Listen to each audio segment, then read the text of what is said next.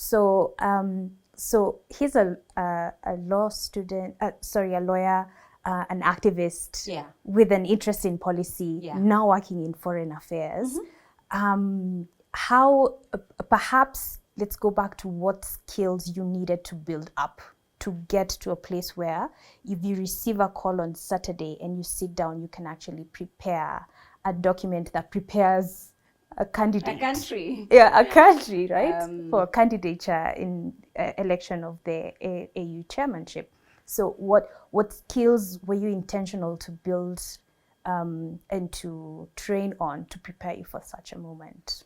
Openness to serve. Humility to meet instructions. An open mind. Research skills.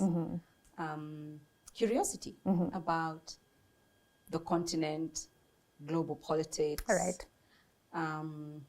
Availability. You know, just avail myself.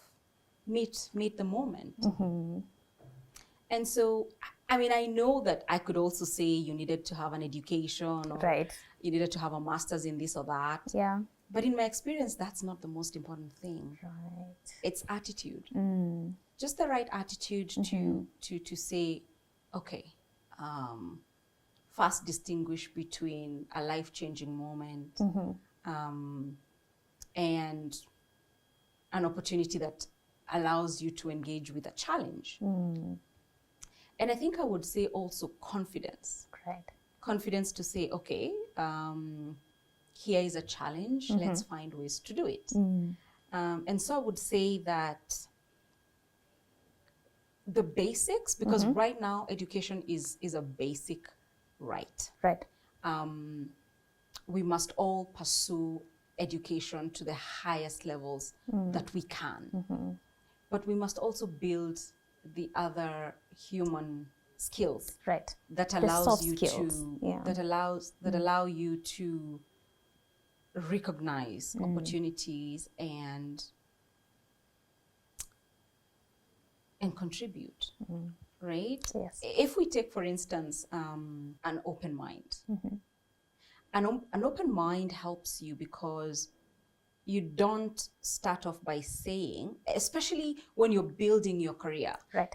And you have to realize that it's staged. You move in different stages, but at that point, at the start of a career in the public sector, all I wanted was a foot in.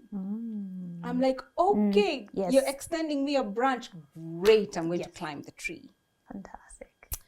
And just an open mind. Okay. A great attitude, humility. Yes. At the time when you have a university degree, it doesn't matter in what. It could be in actuarial science, it could be in engineering, it could be. If you don't have the emotional intelligence to go along with it, there's only so far you can go. Yeah. So for me, those are the most important skills. Fantastic. So so hopefully now you have a desk. And you're now the minister. In a small corridor.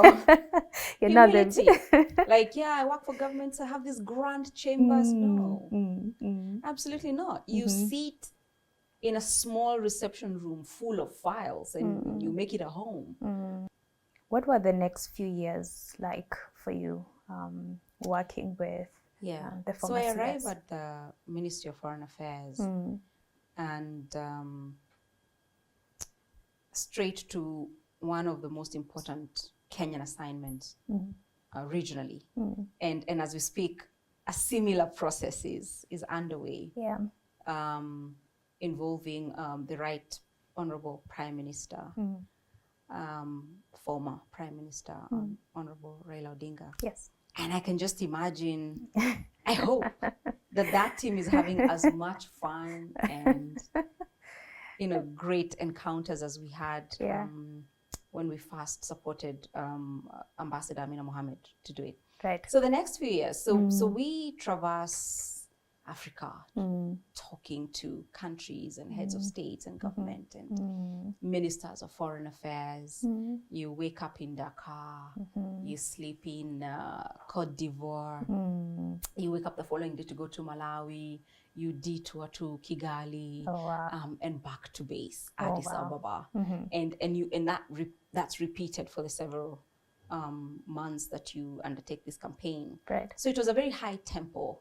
And I remember at the beginning of 2018, Ambassador Amina Mohammed was then transferred or reshuffled or moved to the Ministry of Education. Okay. And nobody leaves the Ministry of Foreign Affairs. It's a great ministry. You get an opportunity to serve outside of your country, to serve in missions abroad.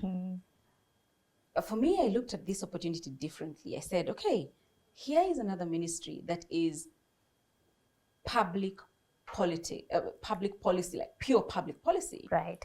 If you think about education policy, healthcare policy, economic policy, that's very different from foreign policy. Right. Foreign policy is very specialized. It's great, very specialized. Public policy is, matters of education. And so when Ambassador Amina invited me to become her chief of staff at the Ministry of Education, I jumped at it. I said, let's go.